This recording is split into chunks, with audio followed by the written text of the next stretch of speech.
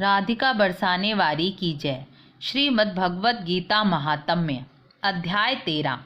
श्री महादेव जी कहते हैं, पार्वती, अब मैं तुम्हें भगवत गीता के 13वें अध्याय की अगाध महिमा का वर्णन सुनाता हूँ। सुनो। दक्षिण में तुंगभद्रा नाम की नदी है। इसके किनारे हरिहर नाम का एक नगर बसा है। वहाँ साक्षात हरिहर नाम से विख्यात भगवान शिव यानी मैं रहता हूँ।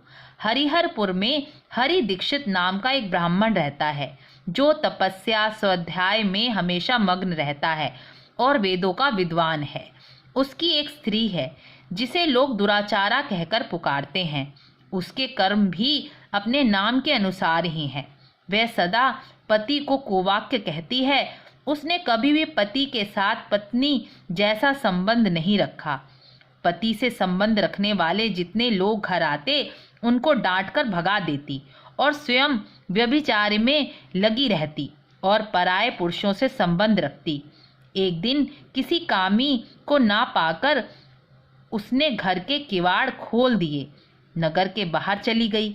लेकिन उस दिन रात्रि में उसे कोई कामी पुरुष ना मिला, इसलिए वह विलाप करने लगी। वन में इधर उधर घूमने लगी। उसके रोने की आवाज़ सुनकर वन में सोया हुआ शेर जाग गया और उसके नज़दीक जा पहुंचा। वह किसी कामी को आया देखकर ओट से बाहर निकली।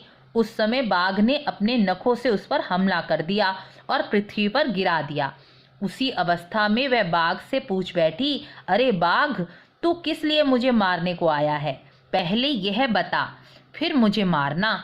उसकी बात सुनकर बाघ उसे अपना ग्रास बनाने से रुक गया और हंसते हुए बोला, दक्षिण देश में मलपाहा नाम की एक नदी बहती है। उसके तट पर मुनिपर्णा नगरी बसी है। वहाँ पंचलिंग नाम से साक्षात भगवान शंकर जी निवास करते हैं। उसी नगर में मैं ब्राह्मण कुमार होकर रहता था।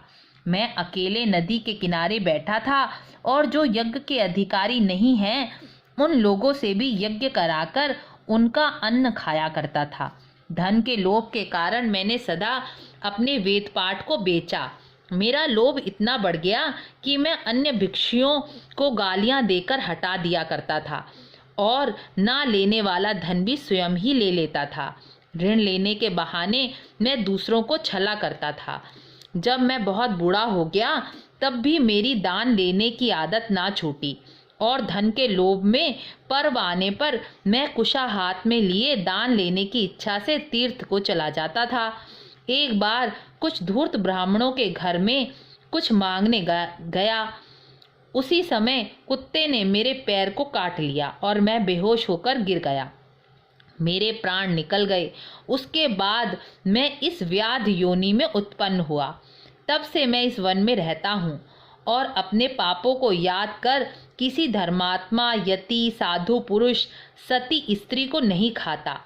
पापी, दुराचारी और कुल्टा स्त्री का ही भक्षण करता हूँ। इसलिए तू कुल्टा स्त्री है। अब तू मेरा ग्रास बनेगी। इतना कहकर शेर ने उसके शरीर के टुकड़े टुकड़े कर उसको खा लिया। उसके बाद वह पापी स्त्री यमपुरी गई और कई करोड़ों वर्षों तक रौरव नरक में सड़ती रही। करोड़ों वर्षों तक नरक में यातना भोग चुकने के बाद वह महापापिनी इस लोक में आकर चांडाल योनि में उत्पन्न हुई। चांडाल के घर उत्पन्न होकर भी वह प्रतिदिन बढ़ती हुई पूर्व जन्म के अभ्यास से पापों में ही पड़ी रही। फिर उसे कोढ़ रोग हो गया, नेत्रों में पीड़ा होने लगी। कुछ समय के पश्चात वह दोबारा अपने निवास स्थान हरिहर पहुंची।